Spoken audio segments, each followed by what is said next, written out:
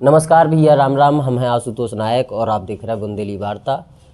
बुंदेली वार्ता में आज बात हुई है ऐसी चीज़ की जी के लाने पिछले 25-30 साल से लगातार आंदोलन चल रहा है। शुरुआत बड़े उग्र तरीके से भई और अब भी मांग चल रही, लेकिन ऐसी कौन सी मांग है कि 30 साल में भी पूरी नहीं हो पा रही। झांसी और बुंदेलखंड वासियों की 30 साल हो गए, खूब विधायक बनाए अपन ने, खूब नेता बनाए, लेकिन अपन की मांग अभी तक पूरी नहीं कर पा रहा हो कौन। ई के लाने एक ऐसी शख्सियत हमारे संग हैं जो पूरी विस्तार से चर्चा करें। बात हुई है बुंदेलखंड राज्य निर्माण को लेकर कि बुंदेलखंड राज्य अभी तक काय नहीं बन पाओ। चाचा बहुत विस्तार से बताएं कैसे जुड़े रहे इन सब चीज़ों से, शुरुआती दौर से जुड़े रहे, सब कुछ देखो है कि ना क्या करो। चाचा बहुत बहुत स्वागत है बुंदेली वार्ता में आपको। धन्यवाद। चाचा शुरुआत कहाँ से हुई बुंदेलखंड राज्य की? बुंदेलखंड राज्य चूँकि अंग्रेजी शासन में बुंदेलखंड की अपनी एक अलग पहचान रही है जी। यहाँ से अनगिनत क्रांतिकारी भी हुए हैं, हाँ। जिन्होंने स्वराज के लिए अपना बलिदान दिया। लेकिन स्वतंत्रता के बाद हाँ। कतिपय कारणों से, कुछ स्वार्थ की राजनीति के कारण बुंदेलखंड की पहचान को मिटाने का प्रयास हमारे काले अंग्रेजों ने किया है। हाँ। काले भाई अंग्रेज मतलब? गोरे अंग्रेज फिर भी एक बार ईमानदार थे। हाँ। कि इस मामले में अगर हम माने तो हाँ। कि वो अपने जो है वो समय पे सारे काम होना और सारी चीज़ें होती थी। जी। मैंने सुना है, हालांकि उस समय हम नहीं थे, लेकिन हमारे बुजुर्ग बताते हैं कि अगर कोर्ट को 10 बजे निर्धारित है समय, तो मजिस्ट्रेट को 10 बजे आना है। हाँ। किसी भी हालत में उनके स्वविवेक का इस्तेमाल नहीं होता था कि नहीं साहब अभी आ रहे हैं। आज पोजीशन बद से बदतर होती जा रही है। आज जो भी सरकारें आ रही, भूख भय भ्रष्टाचार को नाम को दिखावा करके और जनता से वोट ले रही हैं और बाद में मनमाने तरीके से काम कर रही हैं। अब अपन बात करते हैं कि बुंदेलखंड की उपेक्षा आखिर क्यों? जी। तो इसमें भी उन्हीं लोगों का हाथ है जो कुछ किन्हीं स्वार्थ के कारण बुंदेलखंड को राज्य नहीं बनाना चाहते। हाँ। क्योंकि उत्तर प्रदेश की बात हो या दिल्ली की गद्दी की बात हो, बुंदेलखंड का अहम योगदान इसमें होता है। बिल्कुल। स्वतंत्रता के बाद हाँ। बुंदेलखंड जैसे ही अस्तित्व में आया, एक दिन ही मुख्यमंत्री माननीय कालिका प्रसाद सक्सेना जी को बनाया गया। हाँ, एक दिन का मुख्यमंत्री। हाँ, केवल वो कुछ घंटे ही हमें कहना चाहिए कि रहे। हाँ। उसके बाद दिल्ली में बैठे लोगों ने जब अपनी टेबल पर मानचित्र को फैलाया तो उन्होंने ये पाया कि ऐसा ना हो कि यदि ये राज्य मतलब अलग रहेगा तो शायद हमारी सीट को खतरा हो जाए। तो उन्होंने एमपी और यूपी में दो भागों में इसे विभक्त कर दिया, दो भागों में विभाजित कर दिया, जिसमें कुछ हिस्सा एमपी में चला गया, कुछ यूपी में रह गया। बुंदेलखंड के पीछे दिल्ली के लोगों का लगाव अगर हम देखें तो इसके पीछे हमें ये कारण दिखता है कि बुंदेलखंड में प्राकृतिक संपदा की कोई कमी नहीं है। बिल्कुल सही बात है। और जिससे अच्छा खासा राजस्व पैदा होता है, बहुत तगड़ा। और शायद यही कारण है कि बुंदेलखंड राज्य की आबादी में शायद कई राज्य हमसे पीछे रह जाएं, जैसे गोवा, उत्तराखंड वगैरह, ऐसे कई राज्य हैं। उत्तराखंड भी पीछे है, कम छोटा हाँ, पड़ेगा जनसंख्या के आधार पर वो छोटा पड़ेगा हमसे, लेकिन उसके बावजूद भी बुंदेलखंड का निर्माण नहीं हुआ। तब से लेके कालिका प्रसाद जी से लेके ये मांग बराबर चली जा रही है, लेकिन दिल्ली की सरकार के कान पे जूं नहीं रेंग रही। हाँ। धीरे धीरे ये आग बुंदेलखंड में ही जन्मे झांसी निवासी माननीय स्वर्गीय शंकर लाल मेहरोत्रा जी ने के नेतृत्व में लगभग 1986-87 के लगभग की बात है। उन्होंने एक बुंदेलखंड राज्य के लिए सतत आंदोलन चलाने का संकल्प लिया। और मेहरोत्रा साहब ने और एक पार्टी का गठन किया। कार्यक्रम विधिवत चले, उसमें रेल रोको आंदोलन भी रहा, अनशन भी रहा, प्रदर्शन भी रहा, किंतु जब कुछ सामर्थ्यवान लोग, ऊपर बैठे लोग किसी आंदोलन को फेल करने की रणनीति बनाते हैं, हाँ, तो उस आंदोलन में नेचुरल तरीके से कुछ अराजक तत्वों को घुसेड़ देते हैं। बिल्कुल। और वही इस आंदोलन के साथ हुआ कि इलाइट पे एक प्रदर्शन के दौरान कुछ अराजक तत्व उसमें घुसे, उन्होंने कुछ वाहनों को वहाँ पर फूंका चौराहे पे। एक बस फूंकी गई थी। हाँ, बस और भी शायद कुछ नुकसान हुआ था। और वहीं इस कार्यक्रम को फेल करने की सरकार की रणनीति काम आ गई। अच्छा। उस आंदोलन में जो आरोपी बनाया गया वो माननीय शंकरलाल मेहरोत्रा जी को मुख्य आरोपी बनाया गया और उन्हें जब जेल में डाला गया, जेल में तो हालांकि बहुत लोग गए उस आंदोलन में, हाँ। लेकिन मुख्य आरोपी जो मेहरोत्रा जी को बनाया गया, तो आप सामान्य सी बात है कि जिस व्यक्ति का खुद का वजन 130-40 किलो लगभग हो, जो पैदल चलने में भी आपकी बराबरी नहीं कर पा रहा हो, उसे पुलिस ने ये लिखा कि वो आग लगा के और दौड़ के भाग गए, मौके से भाग गए। बहुत बढ़िया। एक ऐसा विरोधाभास पैदा किया गया और अदालत ने भी उस बात को संज्ञान में नहीं लिया। 1985-86 की बात है ये, लगता नहीं, ये हाँ उसके बाद की बात है। लगातार आंदोलन चल रहा था। उसी समय बीजेपी की गवर्नमेंट उत्तर प्रदेश में थी। हमारी शहर के माननीय मंत्री जी भी थे। हो सकता है किसी राजनीतिक कारणों से रहा हो या जो भी रहा हो, शंकरलाल मेहरोत्रा जी जब जेल गए तो उसके बाद वो दोबारा आंदोलन करने लायक नहीं रहे। मेहरोत्रा साहब, हाँ, उन्हें इतना प्रताड़ित किया गया, इतना उत्पीड़न उनका किया गया कि उसके बाद वो प्रदर्शन करने के लिए फील्ड में नहीं आ पाए जी। तब से फिर उनके बाद मुकुंद गोस्वामी वगैरह और अध्यक्ष बदलते रहे। और वर्तमान में उसी मोर्चे में यहाँ कांग्रेस को भी सुगबुगाहट लगी, क्यों ना जब इस नाम से हमें फायदा हो सकता है। तो झांसी में प्रथम बार पंडित विश्वनाथ शर्मा कांग्रेस से जब सांसद का चुनाव लड़े तो उन्होंने भी कांग्रेस से लड़े थे। अनुराग शर्मा जी के पिताजी जी, जो अभी वर्तमान सांसद हैं, हाँ, उनके पिताजी जी। बड़े बाजार में मुझे अच्छे से याद है कि एक जनसभा में उन्होंने सबसे पहले ये घोषणा की थी कि बुंदेलखंड राज्य की मांग को जो गवर्नमेंट ठुकरा रही है, यदि मैं सांसद बना तो बुंदेलखंड राज्य को आज तक लाए बगैर चैन से नहीं बैठूंगा। वो एक बार झांसी से सांसद बने, दोबारा फिर झांसी सांसद बनने, वो चुनाव लड़ने के लिए नहीं आए, फिर वो हमीरपुर गए। अच्छा, पहली बार जो चुनाव था उनका झांसी ललितपुर संसदीय क्षेत्र से था और बुंदेलखंड के मुद्दे को लेकर वो लड़े। हाँ। दोबारा में फिर राजेंद्र अग्निहोत्री ने भी इस मुद्दे को अपनाया, वो भी सांसद रहे। 2009 में प्रदीप जैन जी ने भी अपनाया, वो भी सांसद रहे। लेकिन एक विस्मय की बात है, कि चुनाव के टाइम पे माननीय पूर्व मुख्यमंत्री मध्य प्रदेश उमा भारती जी भी झांसी का प्रतिनिधित्व कर चुकी, उन्होंने भी सीना ठोक के किले के मैदान में इस बात को कहा था कि मैं सांसद बनने के बाद 3 साल के अंदर बुंदेलखंड राज्य अस्तित्व में आएगा। जिसकी पुष्टि माननीय मोदी जी ने, जो वर्तमान में प्रधानमंत्री है, ने ये कहा था कि ये मेरी छोटी बहन है, ये जो चाहती हैं वो अवश्य होगा। 2014 की बात है। 2014 की बात है ये। उसके बावजूद आज तक इस पर संसद में चर्चा करने में भी लोगों को तकलीफ हो रही है, जबकि पुनः भारतीय जनता पार्टी के ही सांसद यहाँ से प्रतिनिधित्व कर रहे हैं झांसी से, माननीय अनुराग जी, लेकिन आज तक बुंदेलखंड की चर्चा नहीं हुई। तो कहने का तात्पर्य सिर्फ इतना है, कांग्रेस ने भी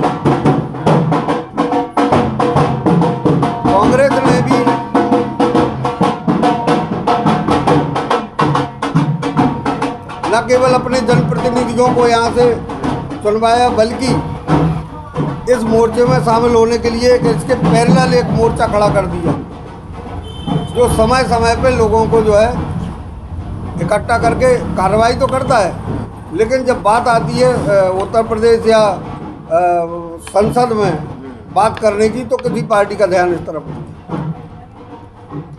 इसी क्रम में हमने भी परिवर्तन समाज पार्टी की ओर से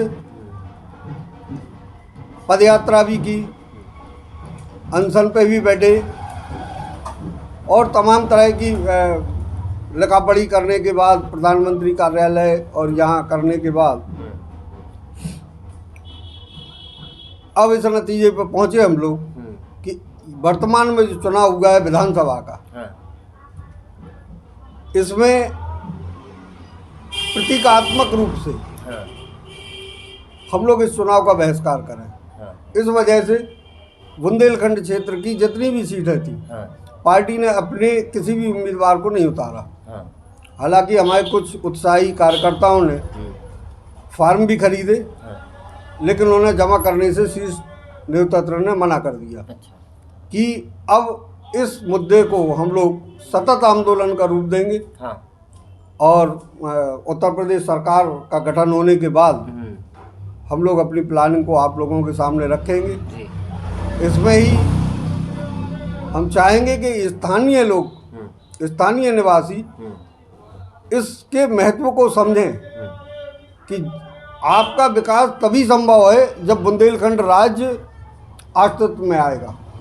अब क्या आंदोलन से जन आंदोलन करने की तैयारी? जन आंदोलन, जन जागृति करेंगे, जन जागृति अभियान चलाएंगे और लोगों को इसमें जोड़ेंगे, उन्हें बताएंगे कि भैया आपको न्याय तब मिल सकता है, प्रशासन आपकी बात तब सुनेगा, प्रशासन आपकी तरफ। भाई ऐसे तो हर गवर्नमेंट नारा देती है, बोले जनता की सरकार जनता के द्वार, लेकिन ऐसा कब हो रहा है? लोग उत्पीड़ित हो रहे हैं, पिट रहे हैं, कुट रहे हैं, लुट रहे हैं। अगर वो कोतवाली जाते भी हैं तो उन्हें डरा धमका के 2-4 भेंट स्वरूप बुंदेलखंडी गाली दे के और भगा दिया जाता बाहर।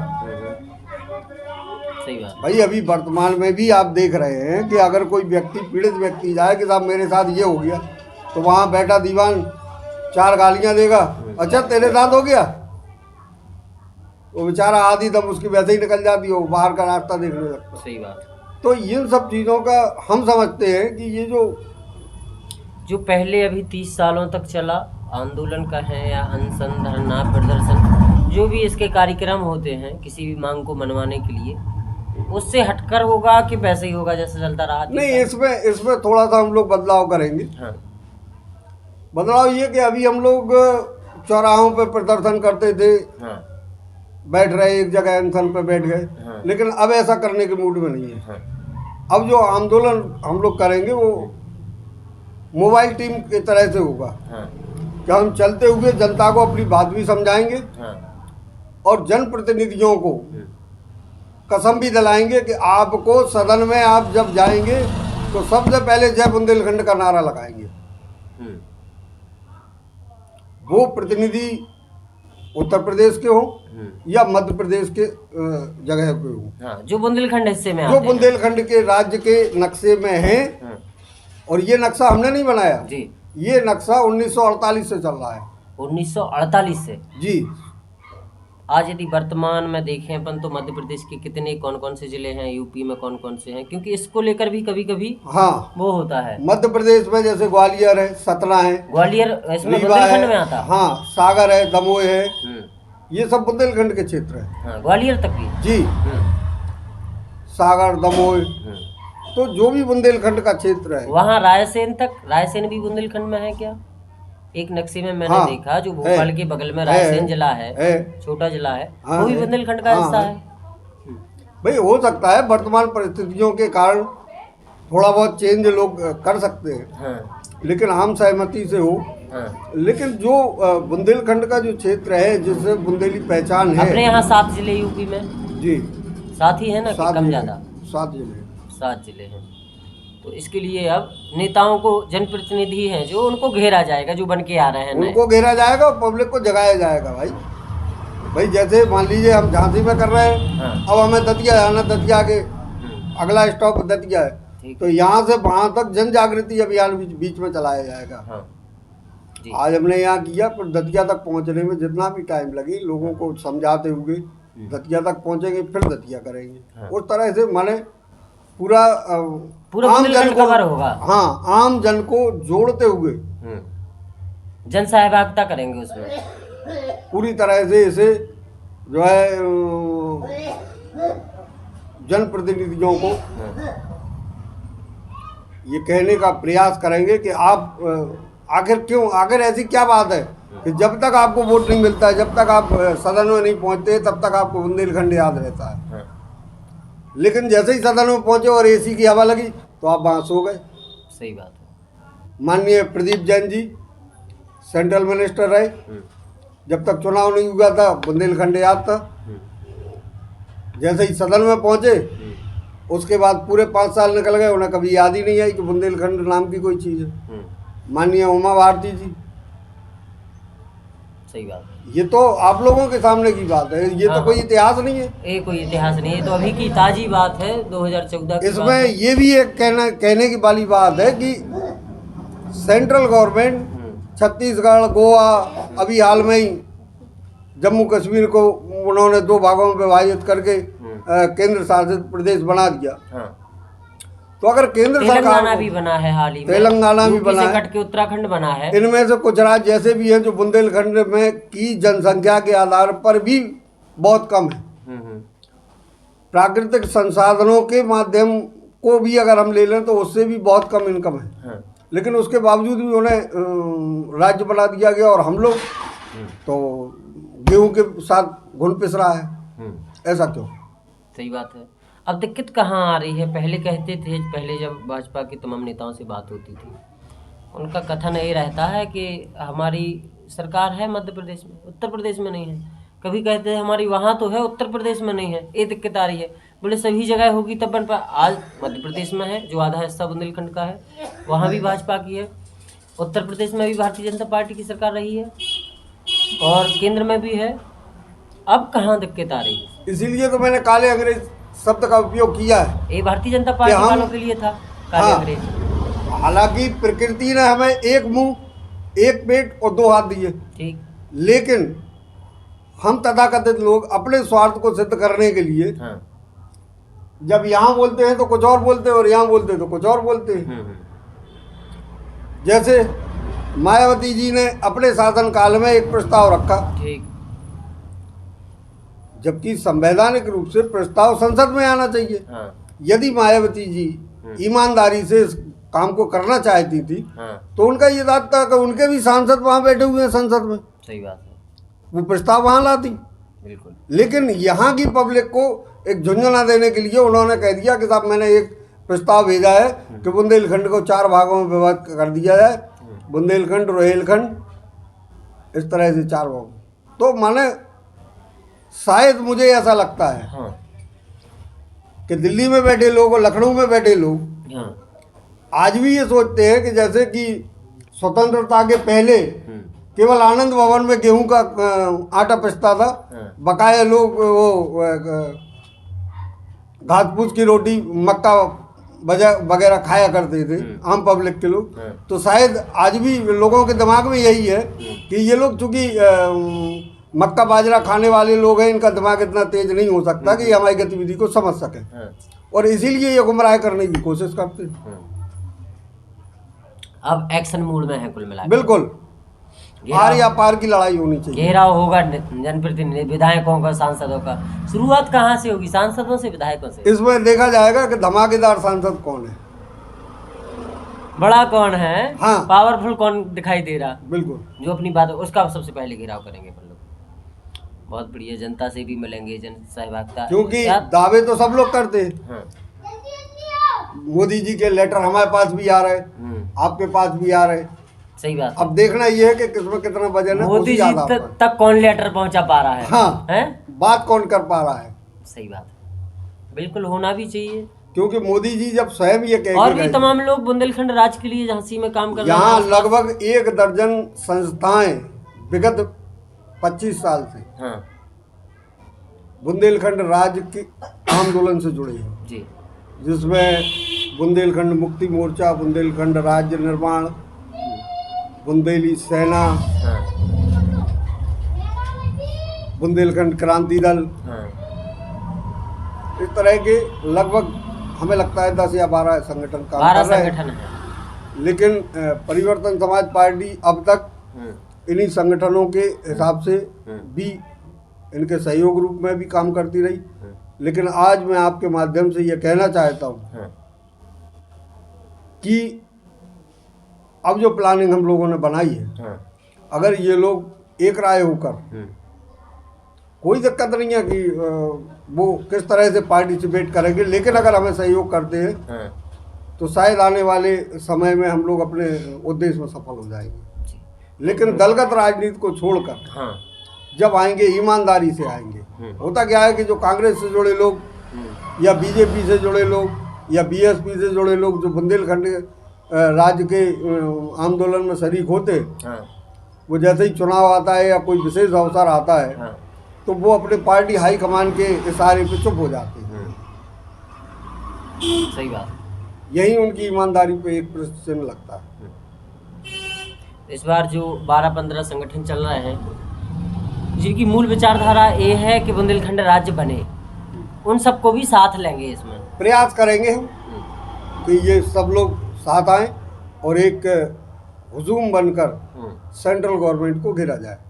बहुत बढ़िया, बहुत बहुत धन्यवाद आपका। आपने बुंदेलखंड राज्य के लिए इतने विस्तार से बात की, इतने अच्छे से समझाया हम लोगों को। बहुत बहुत धन्यवाद। Thank you. नमस्कार।